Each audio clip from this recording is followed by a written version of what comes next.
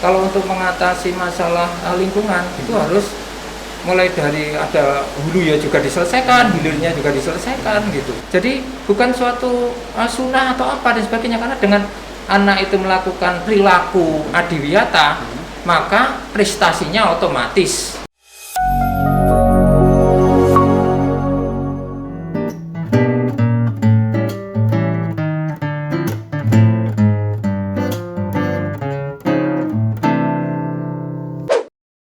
Halo semuanya, gimana kabar kalian? Semoga kalian baik-baik aja ya. Sebelumnya perkenalkan dulu, nama saya Bumi. Saya di sini sebagai pembawa acara atau MC pada acara Bincang Santai kali ini. Oh ya teman-teman, mohon maaf ya bila ada gangguan suara karena saat kita syuting podcast kali ini kita adanya hujan. Jadi mohon maaf bila ada suara yang kurang baik untuk didengarkan. Nah teman-teman, kali ini di acara Bincang Santai kita kali ini kita kedatangan bintang tamu spesial, yaitu Bapak Ajis Kubaidi. Halo Pak Ajis, gimana kabarnya? Halo juga, baik. Tetap semangat, ceria, dan selalu sehat. Oke. Oh iya Pak Ajis, sebelumnya saya dengar itu kemarin, lebih tepatnya tanggal 8 Februari Bapak Ajis melaksanakan vaksin ya Pak? Iya betul sekali. Pak? Apa ada kendala setelah vaksin? Luar biasa. Kita selaku warga Indonesia yang baik, yang taat kepada aturan, itu demi juga orang-orang lain, maka kita harus vaksin tuh. Kita harus menjalankan vaksin sampai tahap yang ketiga, vaksin booster. Tapi ingat ya guys, jangan lupa guys, di sini Pak Ajis kadang biasa dipanggil teman-teman Bapak Gen Salim, gitu. Karena Bapak selalu melakukan aktivitas lingkungan baik di sekolah maupun di luar sekolah, begitu. Jadi kadang-kadang juga kami berkumpul dengan penggiat-penggiat lingkungan yang ada di Kota Malang. Tapi komunitas untuk guru-guru nih, bukan untuk non-guru. Jadi guru-guru yang suka dengan lingkungan itu selalu berkumpul, berdiskusi di suatu tempat. Biasanya ada di tempat yang mana yang nyaman, indah untuk berdiskusi bagaimana cara menangani masalah-masalah yang ada di sekolah. Begitu. Nah Pak, saya mau tanya nih, berhubung Bapak Ajis selaku menjadi penggiat lingkungan di SMP Orang Semalang, saya mau tanya, adiwiyata itu apa sih Pak secara umum aja? Bapak Ajis sudah jelaskan ke penonton. Sebelum ya oke, baik sekali pertanyaannya, adiwiyata secara umum itu apa sebetulnya gitu. Kalau kita berbackground kepada istilah adiwiyata, kita sebetulnya harus selalu ingat kepada 4 hak anak. Empat hak anak yang menurut Undang-Undang PBB, menurut Konvensi di Jenewa nomor 35 tahun 2014, kita tidak boleh mengabaikan tentang 4 hak anak yang paling utama. Apa itu aja? Yang pertama itu hak hidup. Nah, itu harus diperhatikan. Berikutnya yang kedua, hak tumbuh kembang. Terus yang ketiga, hak perlindungan. Terus yang terakhir, hak partisipasi. 4 hak ini jangan sampai diabaikan untuk menuju kepada program adiwiyata. Tidak boleh itu mengabaikan 4 itu. Kalau kita lupa dengan 4 hak anak itu, maka adiwiyata itu seakan-akan tidak berkelanjutan. Jadi seperti berhenti. Jadi hanya seumur jagung lah gitu, jadi tidak berlanjut. Tapi kalau kita memperhatikan 4 hak itu, hati kita tertanam dengan 4 hak itu, maka adiwiyata itu akan terus menerus dan berkelanjutan sampai sampai anak-anak muda itu menjadi anak-anak yang luar biasa, anak-anak yang paham atau mungkin peduli juga, dan karakternya itu kuat terhadap cinta lingkungan itu. Nah, itu karena untuk mencintai lingkungan itu tidak mudah. Karena kita harus memberikan edukasi, pengertian-pengertian ke generasi muda.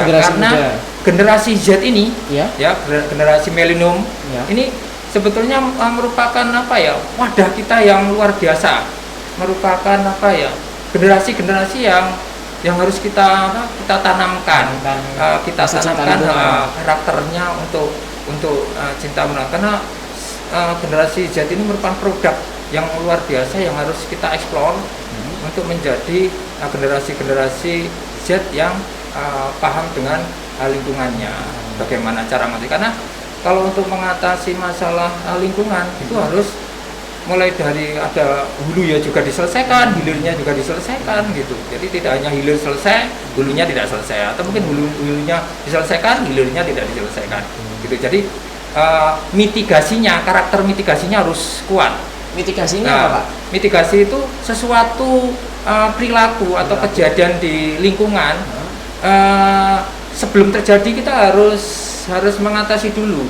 Jadi jangan sampai sesuatu yang sudah terjadi baru diatasi. Oh, jadi pencegahannya. Betul. Bagaimana supaya tidak terjadi ABC dan sebagainya. Itu mitigasi. Tapi kalau sesuatu sudah terjadi, kita menyelesaikan masalah supaya tidak terulang kembali, itu namanya adaptasi. Jadi kita menyesuaikan dengan kejadian yang sudah ada. Jadi yang dilakukan pertama mitigasi, kemudian kalau sudah terjadi adaptasi. Tapi yang harus kita kuatkan itu bagaimana mitigasinya, bagaimana untuk mencegah supaya tidak terjadi. Betul, itu mitigasinya harus kuat, karena tanpa ada mitigasi yang kuat, yang apa itu permasalahannya akan terus-menerus akan terjadi. Gitu. Contoh aja lebih singkatnya, bagaimana cara bijak ya memakai plastik di lingkungan sekolah aja, mengatasi lingkungan sekolah kan termasuk masalah yang luar biasa. Karena sekali lagi kalau kita ingat Adiwiyata, maka kita tidak lupa ingat kata-kata sekam. Sekam itu suatu masalah yang ada di Adiwiyata. Permasalahan sampah, permasalahan energi, permasalahan kehati, permasalahan air, dan makanan sama minuman. Itu anak-anak harus tahu itu apa itu sekam, bagaimana cara mengatasi, bagaimana sekam itu ada inovasi-inovasi yang berkelanjutan untuk mengatasi permasalahan sekam itu. Nah, dari tujuan itu akan menciptakan sesuatu lingkungan yang nyaman, indah, bersih, menyenangkan. Proses pembelajarannya anak-anak itu ceria, terus prestasi belajar meningkat. Itulah nanti akan menjurus apa yang dikatakan Adiwiyata tadi. Jadi secara garis besar Adiwiyata adalah cara kita untuk menjaga lingkungan kita supaya lebih bersih, indah, nyaman untuk belajar. Itu Adiwiyata. Makanya Adiwiyata itu tidak boleh lepas dari empat hana itu dengan berkonsep permasalahan yang ada, yaitu sekam tadi. Nah, kemudian setelah kita membahas tentang Adiwiyata secara umum, Adiwiyata mandiri, apa ini bedanya Adiwiyata secara umum dan Adiwiyata mandiri? Apakah ada perbedaannya? Sekali lagi, Adiwiyata itu bukan suatu perlombaan. Itu yang harus ditekankan. Bukan suatu perlombaan yang nanti akan mendapatkan hadiah. Mungkin hadiah miliaran atau apa, bukan. Jadi itu merupakan kebiasaan di suatu tempat. Lebih spesifiknya aja, yaitu sekolah ya. Sekolah membiasakan kebiasaan di sekolah untuk menciptakan lingkungan sekolah yang nyaman tadi.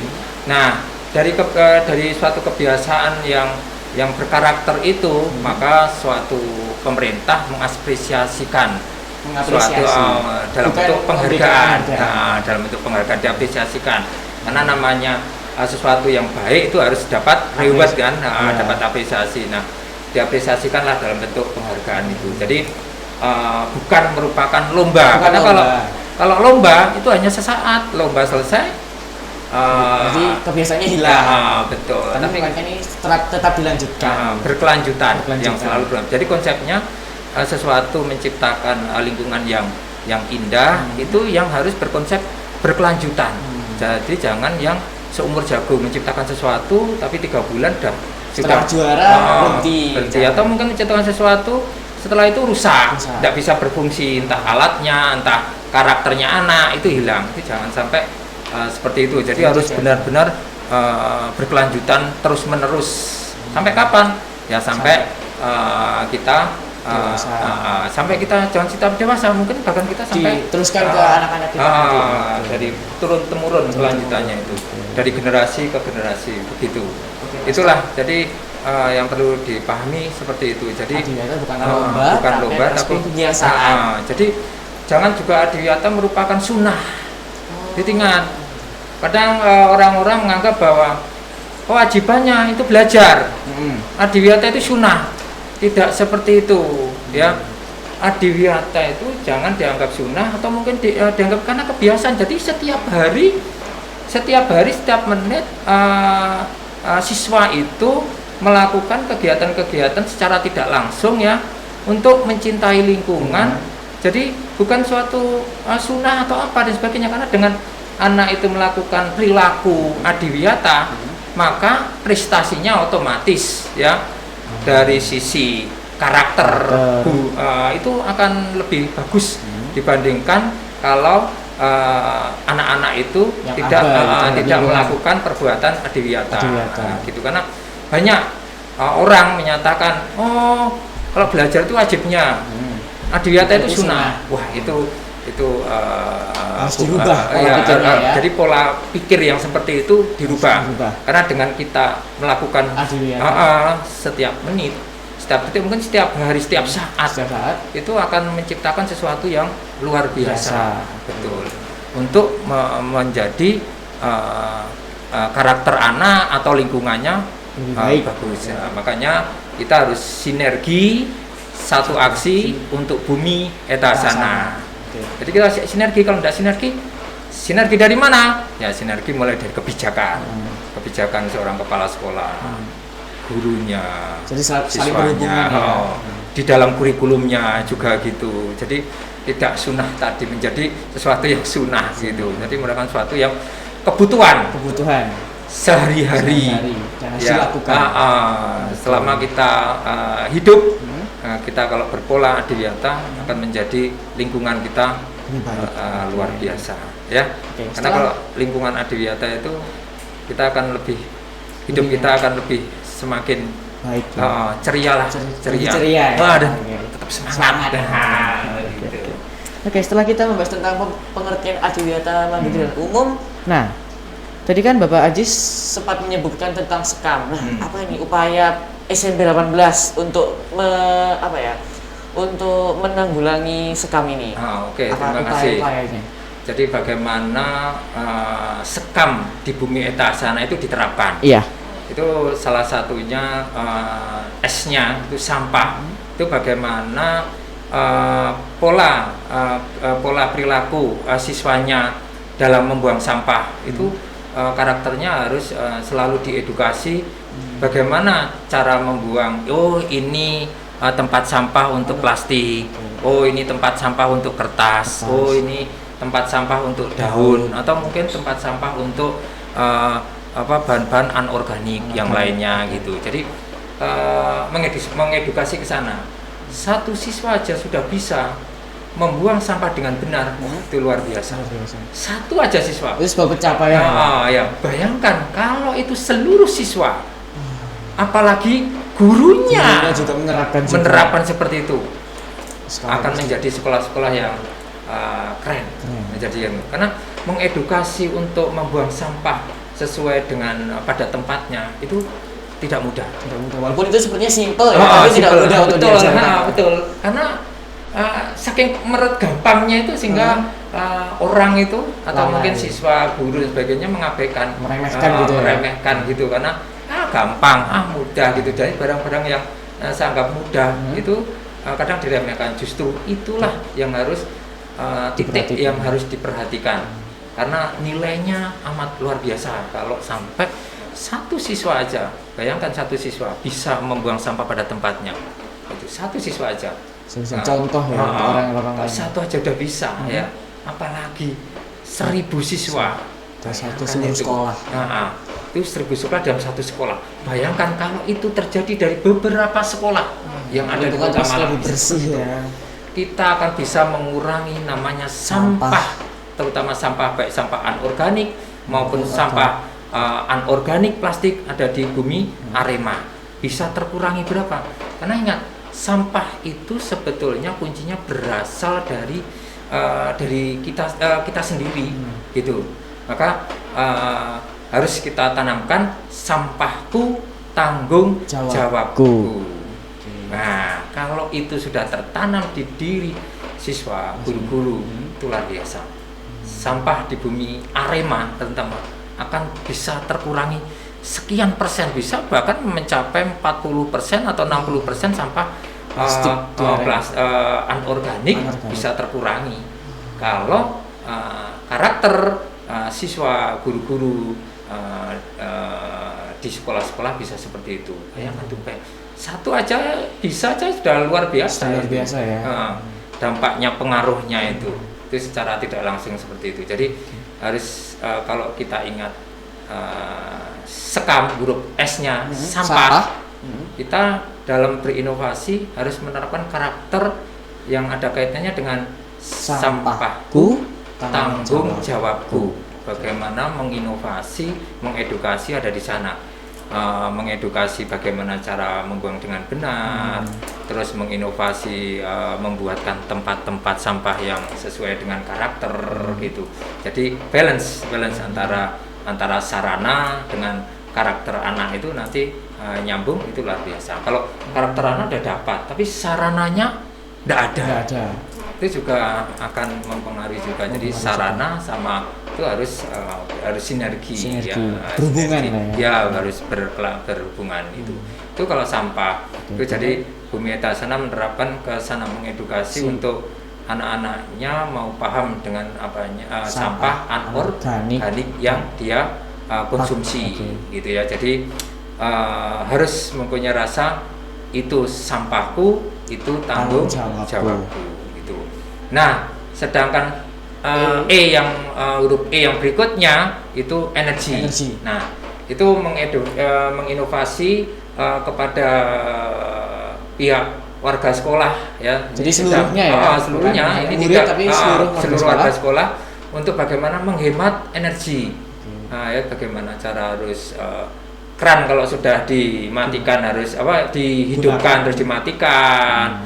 Bagaimana cara menghidupkan keran yang benar gitu, hanya untuk mencuci tangan aja kerannya harus dibuka penuh sehingga air yang keluar berlebihan, itu juga tidak baik. Gitu mengedukasi bagaimana setelah menyalakan lampu harus dimatikan kembali, menyalakan kipas angin harus dimatikan setelah selesai dipakai, begitu.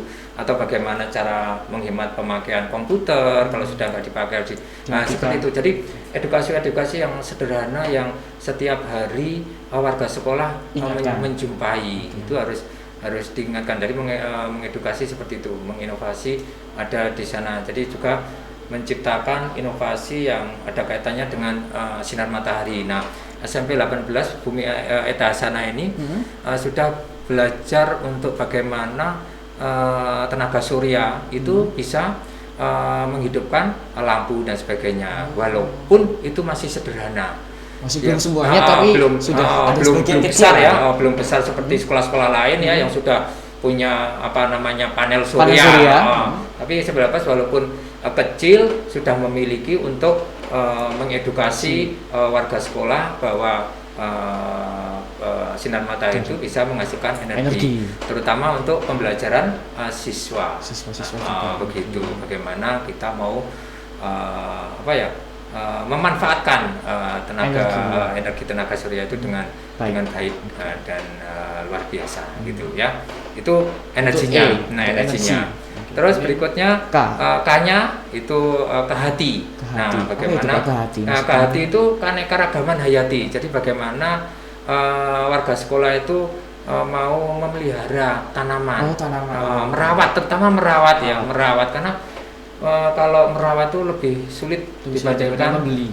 Membeli. Kalau membeli itu mudah Cuma banget. Iya, mudah banget. Membeli itu mudah banget dibandingkan memelihara. Memelihara dalam hal perawatan ya itu sulit, karena bagaimana yang sudah kita beli itu bisa dirawat, tumbuh berkembang menjadi dari satu menjadi lebih dari satu gitu.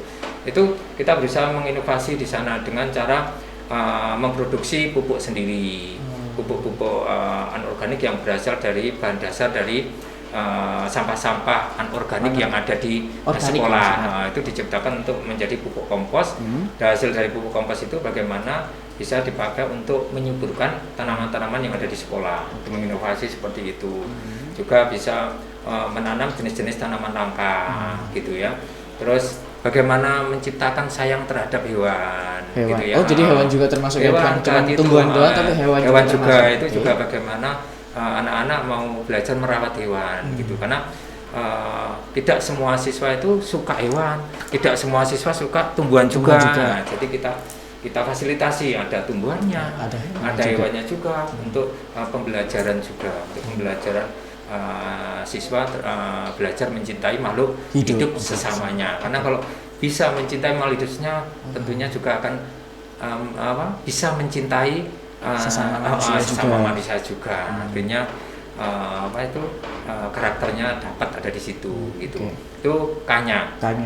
Nah, A-nya itu air. Nah, apakah air ini sama dengan energi atau berbeda? Bisa juga, karena ada kaitannya kalau kita menciptakan sesuatu seperti kita punya keran air, ya itu kan ada kaitannya air, itu kan juga ada kaitannya dengan listrik, energi juga ya, berkaitan bagaimana cara menghemat air, bagaimana kalau ke kamar mandi mengedukasi, kalau masuk ke kamar mandi cara membuang, maaf ini agak sedikit membuang air kencing atau kotorannya dengan bijak, terus kita siram dengan benar, karena kalau membuangnya aja salah, maka akan terjadi hal yang tidak diinginkan, seperti akan terjadi pemborosan air.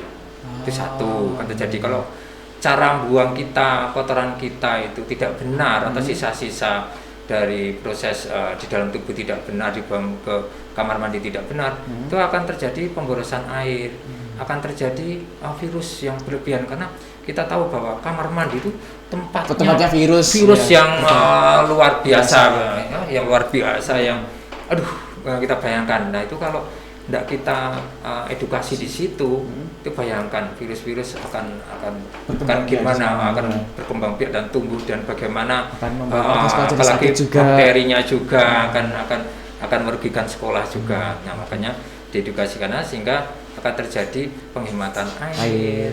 Terus bakteri, virus bisa dikendalikan di sekolah gitu, karena kamar mandi itu sumber bakteri dan virus-virus yang tumbuh di kita juga sakit. Betul. Itu makanya kita harus mengedukasi di sana. Itu tentang air juga.